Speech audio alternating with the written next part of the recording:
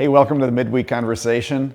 I'm Dennis, and she's Angelica, but she's dealing with sleep deprivation and a large sleep debt. So sleep debt. If her eyes look like they're artificially open, that's because she has clear toothpicks in there. Exactly. Oh, wait. There's laughter. Wow. I can still laugh. I'm just tired. You're just tired? Sleep debt's real. Sleep debt is real. Yeah, Make a note of that. Every time that you lose sleep, it adds up. If you can't get to sleep till 5 a.m., With which is interest. what happened Saturday. Actually, no sleep on Saturday night. No. Barely any sleep on Saturday morning. Slept until 5, or didn't get to sleep until till 5 5 a.m. Yep. Thank you for not showing up at church. Yeah, dude, I was like, nobody wants to see me. I would have been like standing there. Talk about keeping my eyes open. I would have been staring at you like. This is where online church comes into play, you know? Yeah, it was very helpful. For 20-somethings who have sleep debt. What are you gonna do? What are you gonna do? What are you gonna do? You're gonna, use your thumbs to get to church. Yeah. I did get to church. It was just later. Yeah, exactly. Yeah, they used to talk about bedside Baptists back in the day. Oh, that's funny. Bedside Baptist. We had a whole bunch of them. Yeah. We should have T-shirts. That's the only one that I remember. That's me. But I would have been that. But that's for people who used to have. Do you remember these boxes that used to be in people's homes? They were, they could be about that tall and that wide and about that deep, and they had some switches on the front, and yeah. Of course, I remember those. Okay, just wondering. Dude, I wasn't born in 2010. Wow. Well, that's where we used to refer to bedside Baptist, still because you could only watch a church service on Sunday morning between the hours of 6 a.m. and like 11 a.m. something like that. I didn't do that. And anyway, and now it's like anytime if you have a device. Boxes that were in people's houses, and they had like knobs. Not the ones with the knobs. They had buttons. But I know it's okay if you didn't know that. I had kind knobs. of antique. Growing up, yes, I was definitely antique. Anyway, welcome. Wow. So, I wonder if you actually went to the right Sunday. That's what's confusing for me. I go to watch a message. Oh yeah. And it's like, this is like a month ago. Mm-hmm. Yeah. But no, yeah. So if you were watching anything like the church at Ephesus, yeah, there was a speaker who got up and said something like, "Well, if you haven't noticed, I'm not Dennis." I thought that was a pretty good joke. It was. Thank you. Almost as good as sardines living in Sardis. Oh my goodness. What are the people? Wait, I don't know how to say the joke. Whatever. It's a dad joke, so. Yeah, you had to watch the message from this weekend. You had to be there. So here at Midweek Conversations, we like to go a little bit deeper. Yeah, what are we talking about today? Let's see if she watched the right message. I did. Oh, she did, because she did reference a joke. It was like, you named it some kind of like television type, like, oh, wait, there's more. It was like, this is the answer to your ailments. What was the title? The cure for disappointment. The disappointment. Yeah. Is ... And it was like, oh my gosh. And then you even did it. You were like, yeah, and it's titled The Cure for Disappointment. And we'll get into that in a minute. And it was like, tell me now, what is the cure? No, you have to stick with this. I it's did. all about helping it worked. People. Yeah. I stuck with it.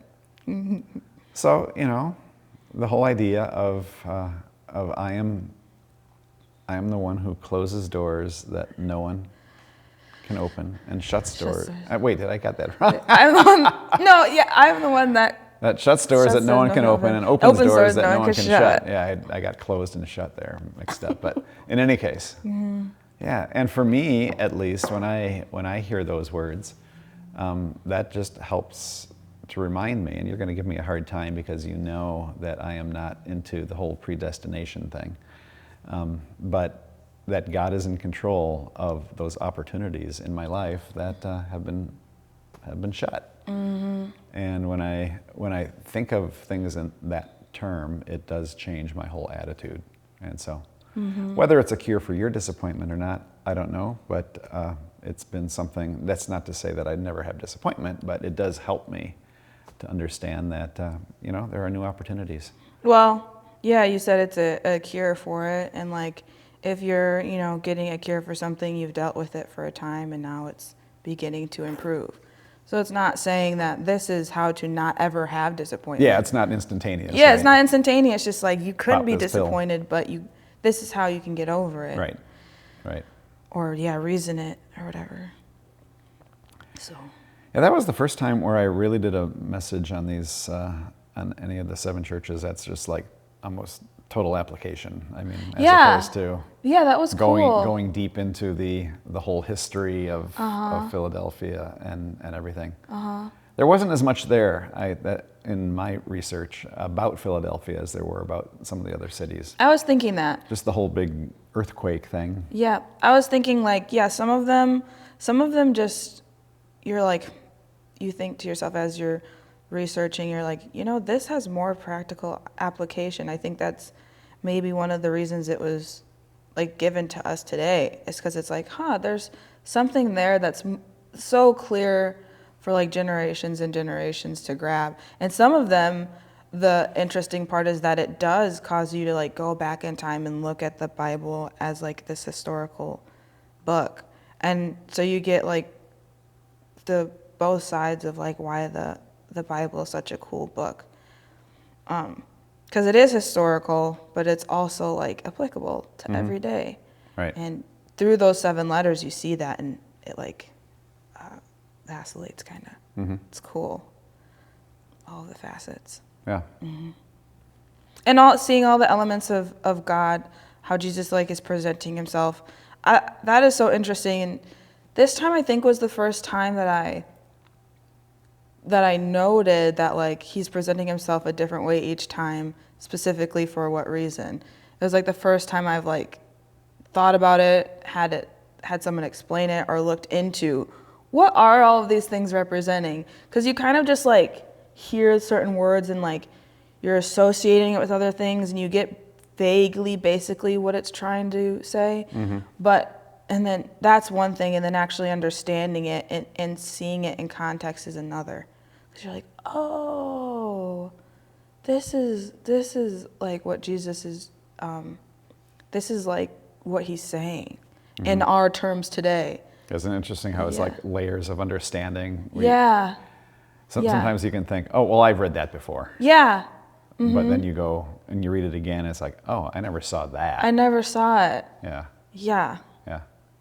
Well, that happened to, sorry, that's like, this is off topic, but that happened to us. We were listening to Esther, and it was like, because we like to listen to it sometimes instead of just like reading, because sometimes having it read to you is like different.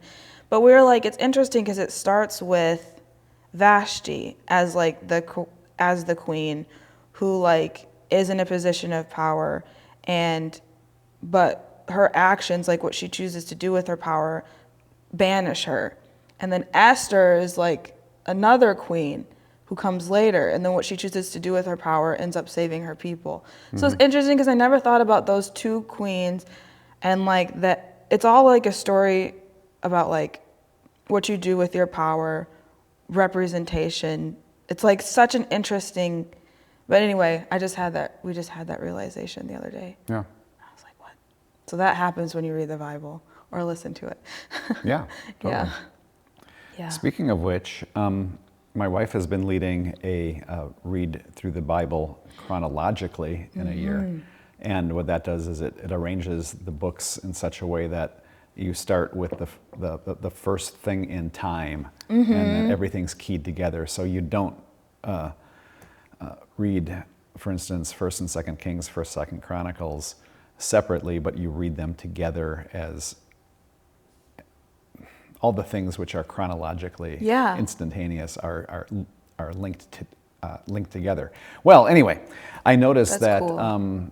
They're going to that group is going to be getting to the New Testament on, I think it's September 28th, and so we're going to invite people to jump on board with that. You receive a text each day with what your reading is, but if you want to read through the New Testament, in approximately, it would be October, November, December. So in 3 months. That's cool. Each day, if you want to get into that discipline and maybe see if you would like to maintain that discipline into the next year and another reading group.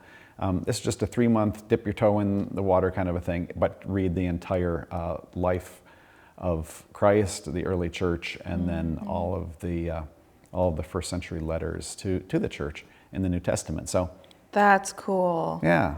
Oh, I love that. That's so fun. So if you want to jump on board with that, yeah, do it. Let's see. There'll be more information. I'm not sure. I don't know that we have any emails set up for that yet, but we'll have more information right here and on Sunday mornings. So Yay. Be considering that coming up here in a month.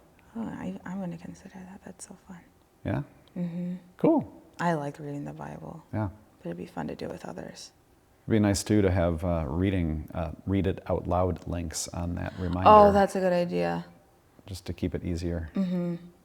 Yeah. Get people into it. Totally. I wanted to get, oh my gosh, I keep going off topic. Sorry. I was going to say, Hey, I want to sleep deprivation is real. Seriously, I'm like, wow, I can't stay focused. I want to get like a Bible with the margins and do like the journaling thing. Because it'd be nice. I always do it, like on Sundays I have my journal and my Bible, but I want to get one that like actually has the, so. Did I mention here that it was Nancy at our Pizza with the Pastor lunch that we had right over in here, and she showed us a Bible that she's been using, which has coloring. Oh, yeah, you did. So it's journal notes, but it also has something to use your colored pencils with. You did mention that. Yeah, that was a big yawn. I'm sorry.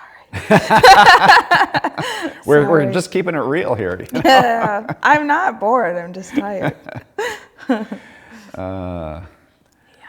Anything else about the message we need to talk about? Go watch it. I mean, it was fun. It was cool. If you ever, I think it. If you ever have questions or anything, you can always write it in the comments. Someone will reply. I think that, yeah, just get engaged, I guess. One of the interesting things about bringing a message to a church body and preaching from the Bible, how the Holy Spirit applies it to people's lives. I had 2 people come up to me and say, that was the best sermon I've ever heard you preach. Oh, and wow. I didn't sense that. I didn't feel that, personally. But I think the Holy Spirit applies it to different people, and it really hits home with them, and they're like, "Oh, that's the best!" Oh, yeah, the heavens are opening. Yeah, and that's so cool. I love that. That's part of why I love to preach, to see how God's going to use it in people's lives. I did think it was a good one. I like a lot of the messages that you preach, though, but I thought it was interesting because it did end up being very conversational. Like you had like a moment, it was like, just like we're just talking. Yeah, think about this. Just thinking about it. Yeah. And it was like such an interesting, I think that to have that type of environment in a church where it's just like, oh, this is just like, we're just talking about this. It's not like this whole, there's no barrier to you getting, the word. There's no barrier to you like having a life with Christ. It's just like, all right, here, we're just talking about it. We're just people. Right. And like, I imagine that's more like, that's where like the early church was at. Like when all of this is like really new and you're still, you have Christ right there. He just left, and so you're just like, okay, we're right here. We're all in it. We're just people talking. We're just in life with each other. And so having that conversational tone, like it brought it all around for me. I was like, I imagine this is like really close to like what the Sardines were hearing. Stuff like that. Like, just like what the churches would have experienced too. Mm-hmm. Yeah. Mm-hmm. Well, this next Sunday, I think I'm going to tackle this difficult verse, and it's, since you have kept my command to endure patiently, I will also keep you from the hour of trial that is going to come on the whole world to test the inhabitants of the earth. Yeah. That's the main idea that people are thinking about yes. when they think of the book of Revelation. Yes. And so since this is the first mention of it, just like when we had the first mention of Satan, we spent two weeks on Satan. Yeah. Here, I think I need to spend at least one Sunday setting this whole concept up and showing what the options are, because I'm going to have a little different take on the book of Revelation, and this is going to be the jumping off point for that. We'll see if any of you are going to have the patience to stick with with that different interpretation that would start in Revelation chapter 6. But in any case, that will be our first exposure. So do you think I should go there? I think so. Yeah? Okay. I think so. I'm thinking about it. I'm like, do I even want to comment yet? Yeah. I'm just going to think about it. It changes the trajectory of my week of preparation. I can't wait to get to the church in Laodicea, actually. But in any case, I will go there. I'll go there this Sunday, and I'm committing to that right now. And it's interesting. It feels so broad. Like, that feels like such a huge, like, maybe this church had like lots of people who are really philosophical, because he just went way like grand with them. He just like states that concept in such an illustrative way, where some of the other churches was like, you're doing this, and that, straight to the point. Yeah. This. And in Philadelphia, there's none of that. There's no reprimand. There's no, you need to be working on this. Yeah. Just, I'm going to save you from this bad thing that's going to be happening. Yeah. So. It's just interesting. Yeah. I don't know. Yeah. I'll be there. I don't know what everybody else is doing. Okay, well, it's decided. Revelation chapter 3, verse 10. And, be ready. Yeah. Hey, we went to Corn Fest this weekend in Sun Prairie. Sun Prairie celebrates corn, and Sauk Prairie celebrates cow poop. So. Oh my gosh. Well, we have the cow chip coming up here in a couple of weeks. And, what a segue. Whatever. Hey, she's not sleeping. She's not yawning now. It's interesting. Okay. Sauk Prairie does our thing on Labor Day weekend. Sauk Prairie Middleton, Boo. just a few miles down the road, they have the Good Neighbor Festival. Wow. And yeah. Wow. So we do really just we have different things that we celebrate in different communities. Wow, that's funny. I never thought of that. I haven't found any place in Wisconsin yet that celebrates swine or pig manure. Oh my gosh. Where is this going? Okay. I'm just thinking about the different things that our communities celebrate. Wrap it up. Cut the camera. Fine. Well, you guys have a great week. I was going to say something about Corn Fest, but never mind. Well, is it going to be No, it's probably not. related? It's not. Okay. Is it going to be about Corn Fest? Or is it going to be about after Corn Fest? I actually said, cut. See you next week.